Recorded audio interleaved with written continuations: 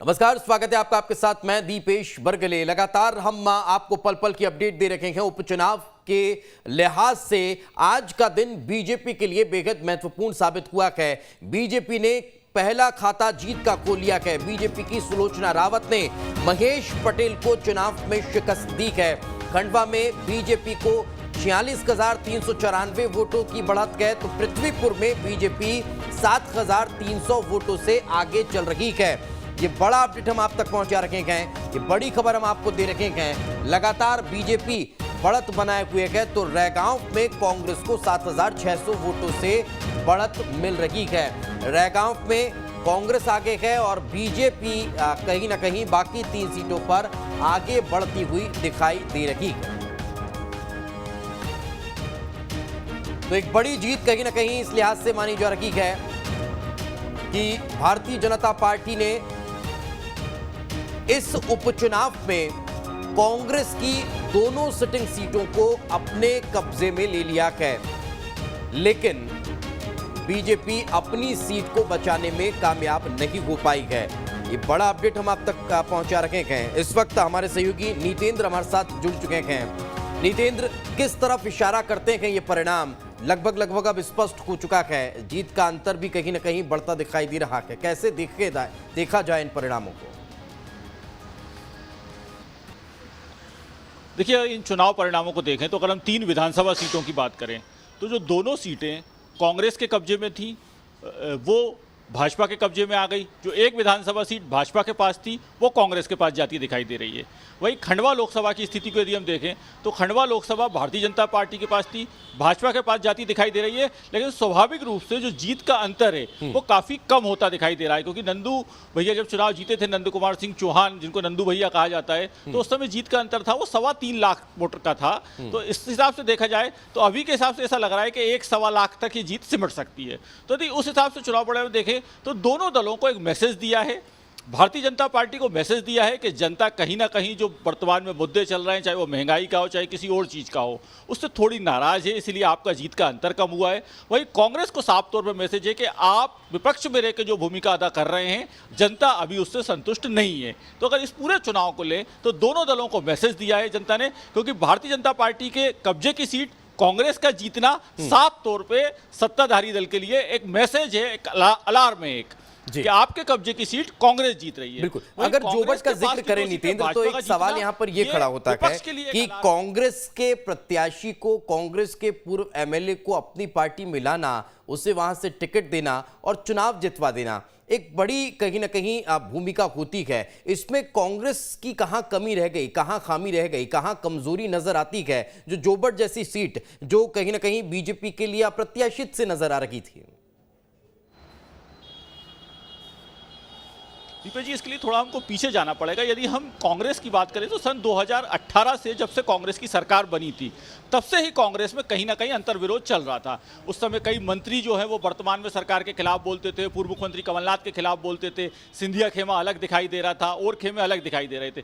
तो वहीं से जो टूट शुरू हुई, तो आप देखिए सिंधिया और उनके साथ बड़ी संख्या में विधायकों को जाना, फिर 3 अलग से विधायकों का जाना, फिर जो अभी जो बांधाता के विधायक नारायण पटेल और एक विधायक के जाना। तो अगर आप पूरे कहीं ना कहीं महत्वपूर्ण हो जाता है। मैं रोकना चाहूंगा, आदिवासी वोट बैंक भी कहीं ना कहीं बहुत ज्यादा मायने बीजेपी के लिए रखा। मुख्यमंत्री शिवराज सिंह चौहान ने क्या कुछ कहा, जरा सुनवा देते हैं।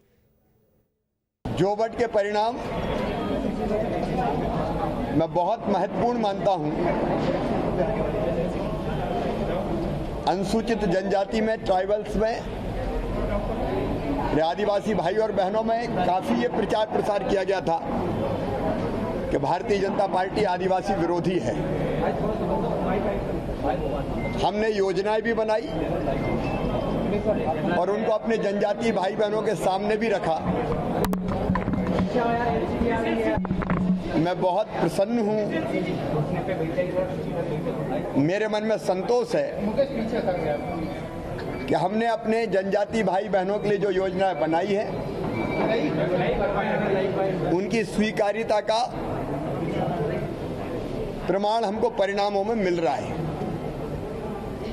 जोबट में एक तरफा बढ़त अभी भारतीय जनता पार्टी को मिली हुई है, तो जनजातीय भाई और बहनों का ये आशीर्वाद आपको पता है जोबट में 2019 के लोकसभा चुनाव में हम 18,000 वोटों से पीछे थे।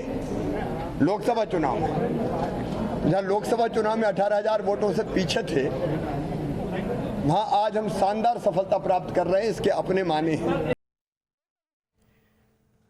तो जीत के पहले मुख्यमंत्री शिवराज सिंह चौहान ने ये बात कही थी। ये वक्तव्य उनके उस वक्त के थे जब लगभग बढ़त बीजेपी की थी, और उस दौरान उन्होंने इस बात को लेकर अपनी प्रतिक्रिया दी थी। आदिवासियों को लेकर उन्होंने कहा था कि आदिवासी भाइयों बहनों का साथ कम में मिला है। नितेंद्र लगातार हमारे साथ बने हुए हैं, उनसे हम डिस्कस कर रहे हैं, चर्चा कर रहे हैं। नितेंद्र, आदिवासी वोट बैंक बेहद महत्वपूर्ण कहीं ना कहीं जोबट सीट के लिहाज से नजर आता है।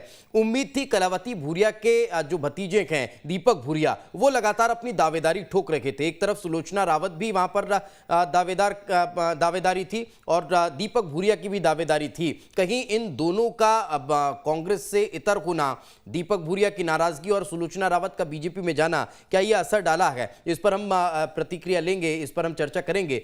बीजेपी जीत को लेकर आश्वस्त है। बीजेपी प्रदेशाध्यक्ष वीडी शर्मा से बात की हमारे सहयोगी शुभम गुप्ता ने, उन्होंने क्या कुछ कहा, पहले वो भी सुनवा देते हैं। बीजेपी प्रदेश अध्यक्ष वीडी शर्मा जी हमारे साथ हैं, उनसे बातचीत करते हैं। सर, 3 सीटों पर बीजेपी आगे लगभग जीत है, चौथी भी जीतेंगे।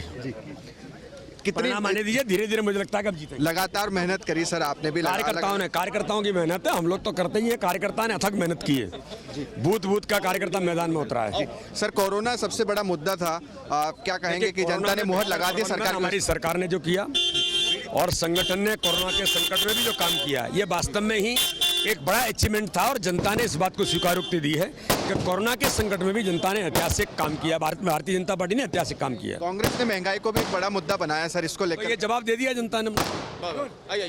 हमारे साथ बीजेपी प्रदेश अध्यक्ष वीडी शर्मा बातचीत कर रहे थे और यहाँ पर सेलिब्रेशन जो है वो शुरू हो गया है। ये बीजेपी कार्यालय की आप तस्वीरें देख रहे हैं जहाँ पर सेलिब्रेशन ऑन है और यहाँ पर अगर आप तस्वीरें देख रहे हैं तो जो बातें कही गई थी ग्रीन पटाखों की कि वो सेलिब्रेशन होगा, ठीक उसी तरह का यहाँ पर सेलिब्रेशन हो रहा है। बीजेपी प्रदेश अध्यक्ष वीडी शर्मा हमसे बातचीत कर रहे थे। लगातार उन्होंने कई तरह की सभाएं की और आज आखिरकार बीजेपी को जो जीत मिली है, तो जैसा कि हम बात कर रहे थे कि किसी एक पार्टी दिवाली मनाएगी, दूसरी पार्टी थोड़ा सा निराश जरूर रहेगी और जो अनुमान लगाया गया था कि दोपहर के 1:30-2 बजे तक स्थिति साफ हो जाएगी, तस्वीर स्पष्ट हो जाएगी, तो उसी तरह की तस्वीर स्पष्ट हुई है। हालांकि अभी भी रेगांव सीट को लेकर बीजेपी कॉन्फिडेंस नजर आ रही है और बीजेपी प्रदेश अध्यक्ष वीडी शर्मा का कहना है कि शाम आने दीजिए, वो सीट भी हम जीतेंगे। तो बीजेपी महासचिव कैलाश विजयवर्गीय इंदौर के दौरे पर हैं। उपचुनाव में बीजेपी की जीत को लेकर कैलाश विजयवर्गीय काफी आश्वस्त हैं। उन्होंने कहा कि देश का किसान मोदी सरकार के साथ है, महंगाई के मुद्दे को भी जनता ने नकार दिया है। और क्या कुछ कहा, आपको सुनवाते हैं। देखिए, सारे देश के आप चुनाव के परिणाम को देखेंगे तो विपक्ष ने किसान आंदोलन को मुद्दा बनाया था, किसान विरोधी सरकार ऐसा मुद्दा बनाया था और मैं समझता हूं कि इस उपचुनाव ने मैंडेट दे दिया, क्योंकि अधिकांश सीट पर आप देखेंगे, चाहे मध्य प्रदेश की हो, चाहे बिहार की हो, चाहे आसाम की हो, ग्रामीण क्षेत्र की सीट थी, किसानों की सीट थी और सारी सीटों पर, अधिकांश सीटों पर एनडीए आगे है। इसका मतलब है कि मोदी जी को किसानों ने अपना समर्थन दिया। तो सुना आपने कि लगातार कहीं ना कहीं अब जीत को लेकर आश्वस्त पहले से ही बीजेपी कार्यकर्ता और नेता नजर आ रहे थे और उसी का असर अब दिखाई दिया है। नितेंद्र लगातार हमारे साथ बने हुए हैं। नितेंद्र, आदिवासियों को लेकर जिस तरह से मुख्यमंत्री शिवराज सिंह चौहान ने कहा जोबट सीट पर, क्या आदिवासियों को साधने में बीजेपी कामयाब हुई और वो क्या कांग्रेस से छिटकता हुआ नजर आया?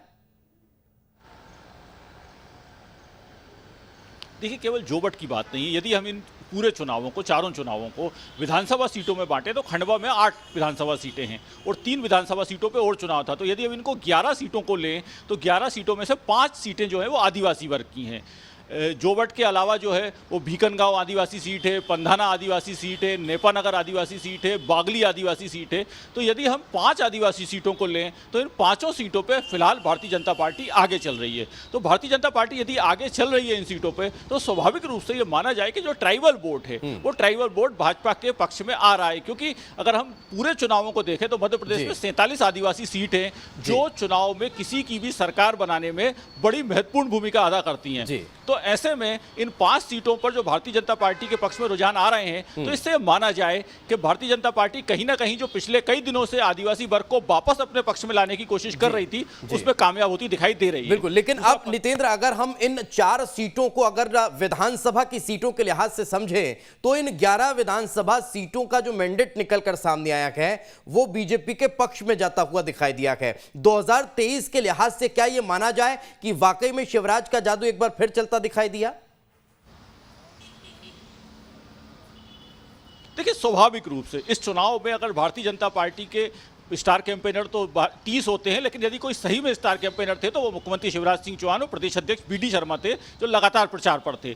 तो ऐसे में यह माना जाए कि आज भी जो मध्य प्रदेश में भारतीय जनता पार्टी को वोट मिलता है वो शिवराज सिंह चौहान के नाम पर मिलता है, इसमें कहीं कोई शंका नहीं है। और ऐसे में ट्राइबल का वोट मिलना, SC का वोट मिलना और अन्य वर्गों का समर्थन मिलना, ये साफ तौर पे दर्शाता है, क्योंकि जिस तरीके से पिछले कुछ दिनों से मध्य प्रदेश में एक माहौल बनाया जा रहा था, जब 2-3 राज्यों में नेतृत्व परिवर्तन की बात हुई थी, तो उससे शिवराज सिंह चौहान काफी मजबूत होकर उभरे हैं इस चुनाव से, इसमें कहीं कोई शंका नहीं है। क्लीन चिट मिलती दिखाई देती है। अब हाल ही में प्रधानमंत्री का दौरा भी होने वाला है।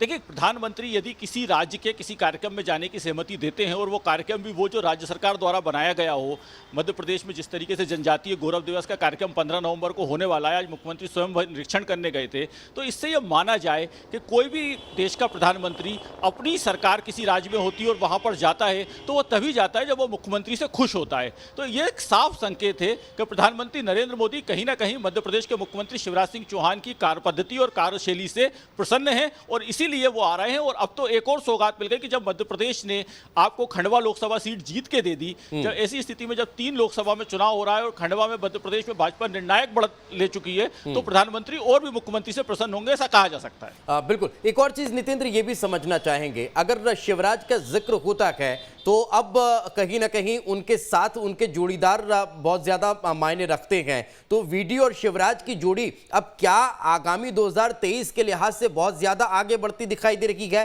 इन 4 सीटों के उपचुनाव ने क्या जनता की नब्ज को टटोलने में एक महत्वपूर्ण भूमिका निभा दी है पार्टी के लिहाज से?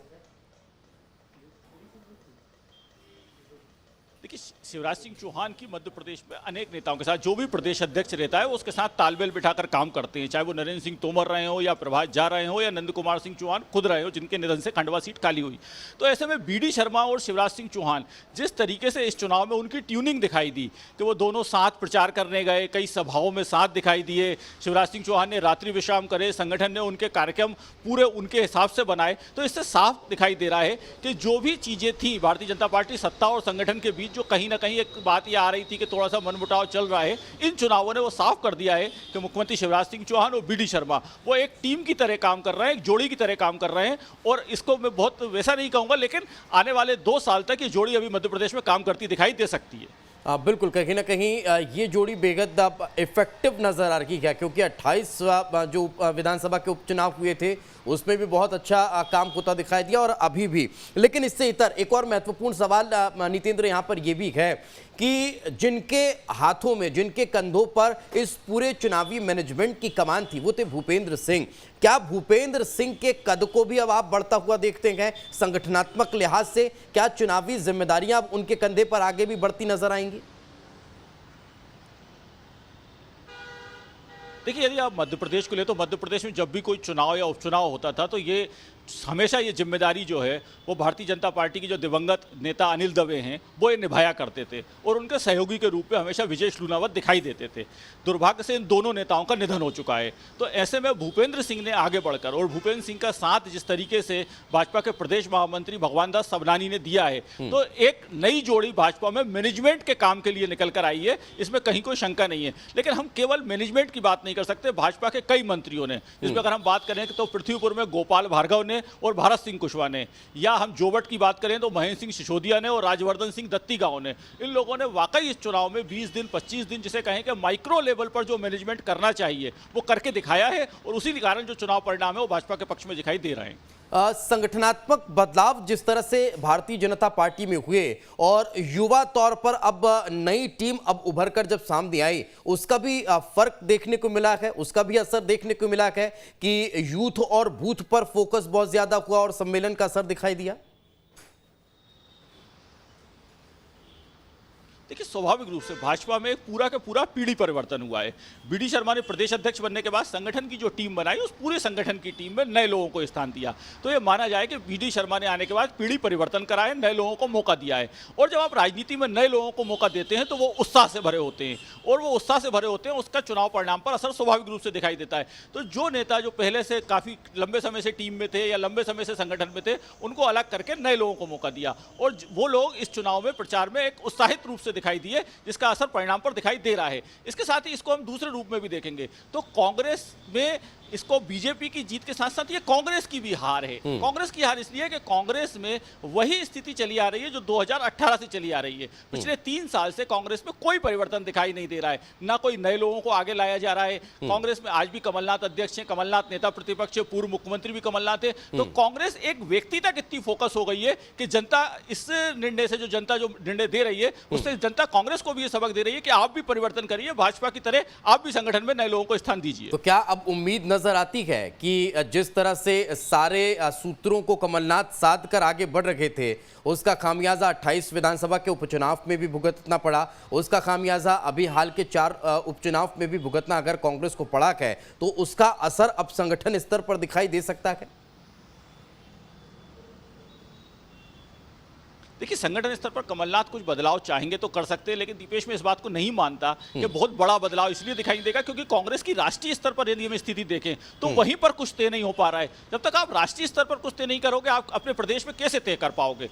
तो वहीं पर चीजें तय नहीं है कि राहुल गांधी कब अध्यक्ष बनेंगे, सोनिया गांधी कब तक अध्यक्ष रहेंगी, कोई चीज वहां पर तय नहीं है। और इसीलिए आप सारे राज्यों को देखें तो पंजाब में अगर कांग्रेस ने एक निर्णय किया तो वहां पर पूरी उथल पुथल मच गई। तो कांग्रेस किसी और स्टेट को छेड़ने से पहले, और मध्य प्रदेश जिसमें अभी 2 साल चुनाव है और कमलनाथ काफी बड़े कद के नेता हैं, उनको हटाना या उनको इतर करना और उनकी जगह किसी नए नेता को लाना, कांग्रेस ये रिस्क उठा पाएगी नहीं उठा पाएगी, इसमें मुझे काफी शंका दिखाई देती है, क्योंकि कांग्रेस अपने निर्णय बहुत आसानी से कर नहीं पाती है। जी, तो क्या ये भी एक कारण रहा नितेंद्र, क्योंकि जिस दौर में मध्य प्रदेश में ये 4 सीटों के उपचुनाव का ऐलान हुआ, तब कांग्रेस पार्टी में असमंजस की स्थिति चल रही थी और सब कुछ सामान्य नहीं था, सामान्य सी स्थिति थी। हम पंजाब का जिक्र कर लें, हम राजस्थान का जिक्र कर लें, हम छत्तीसगढ़ का जिक्र कर लें, तो क्या उसका असर भी मध्य प्रदेश के कांग्रेस कार्यकर्ताओं के मनोबल पर पड़ा होगा? यही वजह है कि इस परिणाम को हम देख रहे हैं। देखिए, स्वाभाविक रूप से कांग्रेस कार्यकर्ताओं के मनोबल पे कई दिन से, जब आपकी बनी बनाई सरकार 15 महीने में चली जाए तो कार्यकर्ताओं का मनोबल तो उसी समय टूट गया था। कार्यकर्ताओं के कई महीने तक तो समझ में ही नहीं आया कि हमने सरकार जो है, उनको लग रहा था 5 साल ये सरकार चलेगी और 15 महीने में हमारी सरकार चली गई। सिंधिया जैसा नेता चला गया कांग्रेस से, जिसको ये माना जाता था कि सिंधिया आने वाले समय में प्रदेश अध्यक्ष हो सकते हैं, सिंधिया कभी मुख्यमंत्री बन सकते हैं, वो सिंधिया जैसा नेता जो है वो कांग्रेस से चला गया। तो कार्यकर्ता तो पिछले कांग्रेस का यदि देखा जाए तो पिछले 1.5 साल से उसकी समझ में ही नहीं आ रहा है कि मध्य प्रदेश में कांग्रेस में क्या चल रहा है। क्योंकि कमलनाथ जी और दिग्विजय सिंह, यदि हम दोनों की बात करें तो दोनों नेता 75 साल के हो चुके हैं। 2 साल बाद जब 2023 में चुनाव होना है तो दोनों नेता 77 साल के हो जाएंगे। तो कांग्रेस में जो युवा नेतृत्व, भले ही दिग्विजय सिंह के बेटे हो जयवर्धन सिंह या कमलनाथ के बेटे हो नकुलनाथ या और भी नेता है, कमलेश्वर पटेल हैं, उमंग सिंगार हैं, सचिन यादव है, कांग्रेस के पास भी युवा नेतृत्व की एक बड़ी फौज है जो सरकार में मंत्री हुआ करते थे। लेकिन यदि आपने अपने सारे युवा नेताओं को घर बिठा के रखा हुआ है तो स्वाभाविक रूप से आपको चुनाव परिणाम में ये सब भुगतना पड़ेगा। जी बिल्कुल, मैं वापस लौटूंगा नितेंद्र, और अब हम थोड़ा सा प्रत्याशी चयन को लेकर भी चर्चा करेंगे कि क्या उसमें भी एक बड़ी खामी हुई। उससे पहले एक और जानकारी दे देते हैं। जीत के बाद हमारे सहयोगी आलोक कुमार द्विवेदी ने सुलोचना रावत से खास बातचीत की है, उन्होंने क्या कुछ कहा, पहले सुनते हैं। भाजपा के प्रत्याशी सुलोचना रावत ने जोबट का जो उपचुनाव है 6120 मतों से चुनाव जीता है, और आप देखिए समर्थकों के साथ सुलोचना रावत यहाँ पर जो मतगणना स्थल है वहाँ पर पहुँच रही है। उनके साथ बड़ी संख्या में नेता भी हैं। मैडम, बड़ी जीत हासिल की है। हाँ जी, क्या कहेंगे आप? हमारे भारतीय जनता पार्टी के शीर्ष नेता, हमारे जिले के वरिष्ठ नेता और सभी कार्यकर्ताओं की मेहनत से ये जीत हमारी भारतीय जनता पार्टी को मिली। उम्मीद थी इतनी जीत मिलेगी? हाँ, पूरी उम्मीद थी। अच्छा, श्रेय किसको देंगे? मुख्यमंत्री भी लगातार लगे रहे, नागर सिंह जी लगे रहे, माधव सिंह जी लगे रहे, सभी वरिष्ठ नेताओं का उनको सब पूरा श्रेय जाता है। अब विकास की बात, संगठन का, जोबट विधानसभा के विकाास की बात है, आपके हाथ सौंपी है कमान, कैसा रहेगा विकास? पहले भी किया था, अभी भी करेंगे। जोबट की जनता की सेवा हमेशा करते आ रहे हैं, तो जोबट का विकास अब एक बार फिर सुलोचना रावत और रावत परिवार के साथ है। सुलोचना रावत ने कहा कि जीत नागर सिंह जी की है, मुख्यमंत्री शिवराज सिंह चौहान की है, बीडी शर्मा जी की, यानी पूरे भाजपा की जीत है। और लगातार अब जो जोबट का विकास होगा वह एक बार फिर सुलोचना रावत मतलब रावत परिवार के हाथ होगा। जोबट से न्यूज स्टेट के लिए आलोक कुमार द्विवेदी। तो लगातार हमारे सहयोगी नितेंद्र हमारे साथ जुड़े हुए हैं। नितेंद्र, कहीं ना कहीं बयानों का बहुत ज़्यादा जिक्र चुनावी शोर शराबे के बीच होता है और जो मुद्दे रहते हैं वो तो नज़र आते नहीं हैं, लेकिन बयान बहुत ज़्यादा हावी होते दिखाई देते हैं। और ऐसा ही एक बयान था निक्कर वाला। क्या उस निक्कर वाले बयान का भी जो है नेगेटिव इफेक्ट कांग्रेस को होता हुआ दिखाई दिया? जब भी चुनाव में कुछ अनर्गल बातें होंगी, चुनाव में आप जनता के मुद्दों से हट के बात करोगे। देखिए, ये पूरा चुनाव हुआ, इसमें कांग्रेस ने कहाँ दमदारी के साथ महंगाई की बात करी, कांग्रेस की सभाओं में कहाँ महंगाई की बात हो रही थी। कभी कमलनाथ जी ने निक्कर वाला बयान दिया, कभी कहा कि प्रधानमंत्री नरेंद्र मोदी डायरेक्टर हैं, शिवराज सिंह चौहान एक्टर है। तो जनता जो है वो नॉन सीरियस इशूज पर यदि आप जनता से बात करोगे तो उस समय तो जनता हंस देगी या तालियां बजा देगी, लेकिन वो वोट में आपका जो है वो कन्वर्ट नहीं हो पाता। ये इस चुनाव में दिखाई दिया। तो इसीलिए यदि मुख्यमंत्री शिवराज सिंह चौहान से जब हमने चर्चा करी थी तो उन्होंने साफ कहा था कि कांग्रेस किसी भी मुद्दे को उठाए, जनता विकास के मुद्दे पर वोट डालेगी, जनता उसको वोट देगी जो क्षेत्र में विकास कर सकेगा। तो इस चुनाव के परिणाम से दिखाई दे रहा है कि जनता उसको वोट नहीं देना चाहती जो विपक्ष में बैठेगा, क्योंकि यह माना जा सकता है कि जो विपक्ष में बैठेगा वो डेवलपमेंट उतना नहीं कर पाएगा जो सत्ताधारी दल का विधायक कर सकता है। तो इसीलिए जनता ने दोनों सीट जहां पर विपक्ष का विधायक हुआ करता था वह सत्ताधारी दल के विधायक को चुन लिया है। ऐसा ही खंडवा में, दिल्ली में सरकार भाजपा की है तो स्वाभाविक रूप से जनता उसको चुनना चाहेगी जो उनके क्षेत्र में चार काम कर सके। तो इसीलिए खंडवा में भी जो रुझान दिखाई दे रहा है वो सत्ताधारी दल की तरफ दिखाई दे रहा है। लेकिन नितेंद्र, क्या ऐसा लगता है कि खंडवा सीट अगर कोशिश कांग्रेस की होती, अगर सर्वसम्मति से निर्णय लिया जाता और अरुण यादव को वहां पर चुनाव मैदान में उतारा जाता तो शायद परिणाम कुछ और होते? क्योंकि हालांकि हम मानते हैं कि 2019 में नंदू भैया के सामने जब अरुण यादव चुनाव लड़े तो एक बड़े अंतर से उन्हें हार का सामना करना पड़ा, लेकिन उसके बाद भी अब जिस एक्टिविटी के साथ वो दिखाई दे रहे थे, उनको टिकट न देकर राजनारायण सिंह को चुनाव मैदान में उतारना, इसका खामियाजा शायद कांग्रेस को भुगतना पड़ा। देखिए, नंद कुमार सिंह चौहान की जब डेथ हुई थी और उसके बाद से बात आई थी कि अब खंडवा में उपचुनाव होगा, उस दिन से ही सभी लोग ये कह रहे थे कि खंडवा में कांग्रेस की ओर से अरुण यादव प्रत्याशी होंगे। आप कांग्रेस के भी किसी नेता से बात कर लें तो वो भी यही कहता था कि अरुण यादव प्रत्याशी होंगे। दिग्विजय सिंह ने ट्वीट करके अरुण यादव को बधाई दी और अरुण यादव लगातार 3 महीने तक एक एक गांव का जनसंपर्क करते रहे। तो ऐसे समय जब आप एन मौके पर टिकट काट के ऐसे व्यक्ति को टिकट देंगे, क्योंकि अगर आप राजनारायण सिंह पूर्णी की बात करें तो पिछले साल के जो विधानसभा के जो उपचुनाव हुए थे उनको भूल नहीं सकते कि मानदाता से उपचुनाव में राजनारायण सिंह पूर्णी के बेटे चुनाव लड़े थे, उत्तम पाल सिंह, और वो 22,197 वोटों से चुनाव हार गए थे वहां से। तो जिस व्यक्ति का बेटा 1 साल पहले उपचुनाव में 22,000 वोट से उसी के क्षेत्र से चुनाव हार गया हो, आप कैसे उसको टिकट दे सकते हो? ये कांग्रेस के शायद और ऐसा प्रत्याशी जो मानदाता के अलावा पूरे लोकसभा क्षेत्र में जान पहचान भी अपनी ढंग से नहीं करा पाया हो, अपने चेहरे को भी ढंग से एस्टेब्लिश नहीं करा पाया हो, उससे आप चुनाव मैदान में उतार रखेंगे, यह भी महत्वपूर्ण कहीं ना कहीं हो जाता है। और इससे इतर एक और सवाल का मैं जवाब चाहूंगा, उसके बाद फिर मैं जोबट सीट पर पहुंचूंगा। हमारे सहयोगी हमारे साथ मौजूद हैं। नितेंद्र, सवाल यह है कि क्या अरुण यादव और मुकेश नायक, इन दोनों के उस चुनावी मंचों के दौरान दिए गए बयान, इनके ट्वीट्स भी बहुत ज्यादा मायने रखते हैं? क्या अब ये कांग्रेस उस तरफ आगे बढ़ रही है कि एक नया गुट नजर आएगा? देखिए, स्वाभाविक रूप से अगर हम अरुण यादव की बात करें तो अरुण यादव ने चुनाव की शुरुआती दौर में जो उनकी पहली सभा थी उसी में अपनी कसक जारी कर दी थी। उन्होंने कहा था कि मैं फसल लगाता हूं और काट के कोई और ले जाता है। बड़ा साफ संकेत था उनका कि 2018 में वो प्रदेश अध्यक्ष थे, उनको हटा के कमलनाथ को अध्यक्ष बनाया गया, बाद में सरकार बन गई, कमलनाथ मुख्यमंत्री बन गए। वैसे ही उन्होंने 3 महीने से खंडवा में प्रचार कर रहे थे वो, और उसके बाद उनका टिकट काट के राजनारायण सिंह पूर्णी को टिकट दे दिया गया। वहीं यदि मुकेश नायक की बात करें तो मुकेश नायक तो पिछले कई समय से उपेक्षित पड़े हुए हैं। 2018 2018 का जब से वो चुनाव हारे हैं, कांग्रेस में उनको कोई तवज्जो नहीं दी गई। तो एक ऐसे व्यक्तियों के हाथ में चुनाव की कमान थी और मुकेश नायक चुनाव के प्रभारी थे, राजकुमार पटेल सह प्रभारी थे। जो राजकुमार पटेल कांग्रेस से 6 साल के लिए निष्कासित हुए थे, जो है वो एक बार लोकसभा चुनाव के बाद उन्होंने बीफॉर्म जमा नहीं किया था। तो सारी कमान ऐसे लोगों के हाथ में थी जो खुद ही स्वयं ही असंतुष्ट थे कांग्रेस से। बिल्कुल, और वही होता भी है कि कांग्रेस जरूर ये सोचती है, हालांकि हर राजनीतिक दल सोचता है कि असंतुष्टों को साधना शायद उन्हें जिम्मेदारी देना ज्यादा आसान होता है और उसके जरिए उन्हें साथ लिया जाता है, लेकिन वो नजर आता नहीं है। राकेश हमारे सहयोगी हमारे साथ मौजूद हैं। राकेश, किस तरह की तस्वीरें निकलकर सामने आ रही है?